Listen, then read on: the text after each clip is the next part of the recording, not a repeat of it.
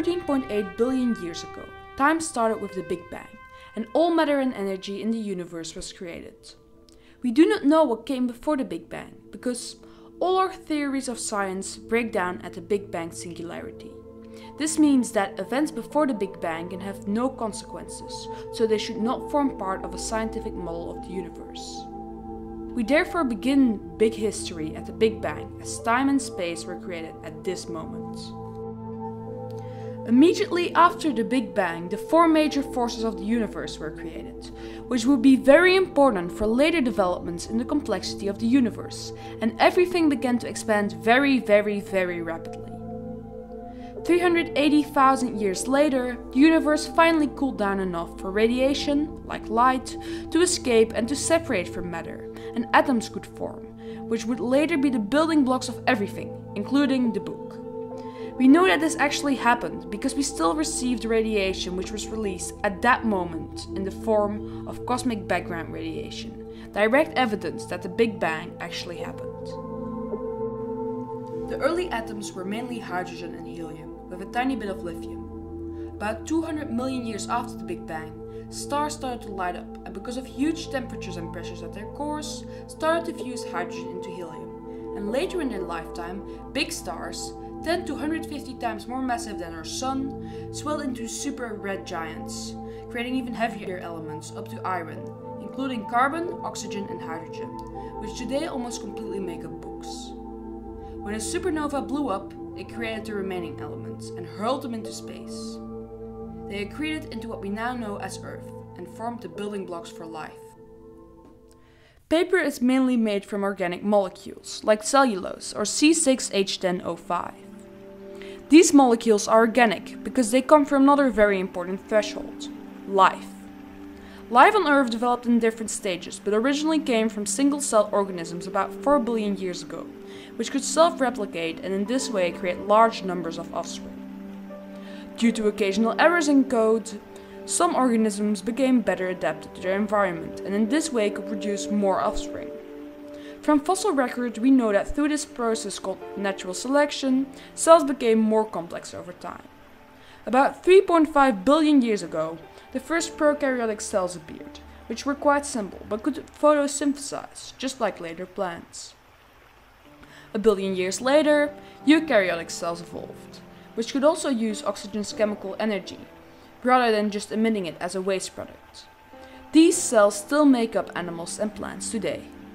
A billion years ago, organisms again increased in complexity, as cells now clump together, with different cells performing different functions, and multicellular organisms could survive more easily in changing environments. Plants moved to the land 475 million years ago, and developed into the trees that we still use for wood, to make the paper and the covers that form books today. They still photosynthesize, but have changed a lot from the original prokaryotic cells that populated the oceans. Without life, paper could not have been created, as neither bark or papyrus or modern paper, which is taken from these plants, nor parchment or wax tables, which are created from the animals whose ancestors followed the plants onto land, would exist. There would also not have been any humans to write things down onto books. However, the early Homo sapiens, which appeared between 200,000 and 60,000 years ago, did not use books like we know them. Almost all the information they passed down was through oral tradition, through speaking to each other. However, a few cultures also made rock paintings, which could have been another way in which they learned collectively from each other. For example, the Sand people made rock paintings of what they experienced during trances, and according to Thomas A. Dowson, visions of the other world painted on caves constantly reminded people, perhaps more vividly than verbal descriptions. They could not only have been more effective than oral tradition, but it was also a more accurate way, because rock art stabilized the content of their vision more effectively than verbal accounts. Verbal accounts were often changed in narration, but by making rock paintings, the original shamans could make sure the story was passed down in a way that they wanted. In this way, rock paintings could be considered an early form of the book. But the first writings marked when collective learning really began to accelerate. These first writings were found in Mesopotamia and Egypt around 3200 BCE, and allowed people for the first time to inform people they would never meet about laws and trade agreements and more. Unlike rock paintings, which were not very accurate and could be understood in different ways, writing showed exactly what the author wanted to be written down. In Mesopotamia, writing was mainly recorded on wax and clay tablets, and a stylus of reed was used to carve pictograms. Prisms and cylinders of clay were built into the foundations of city walls or temples, recording battles and victories during the war. In this way, rulers of a city could ensure their deeds were recognized after they passed away, and that while they lived, they were praised for their success. For example, this clay cylinder is about the conquest of the city of Babylon by the Persian king Cyrus in 539 BCE. Mesopotamian writing was also very important for trade and administrative tasks, as they gave lasting proof of transactions between traders.